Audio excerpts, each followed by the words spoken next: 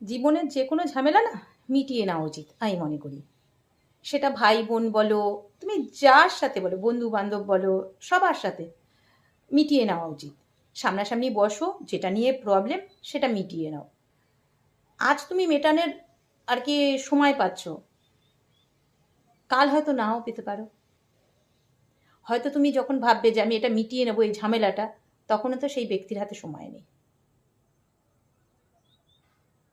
আমাদের ওপর থেকে যে আর কি দেখছে না, কখন কার সুতো টেনে নেবে কেউ জানে না, কখন কে এই দুনিয়া থেকে চলে যাবে কেউ জানে না।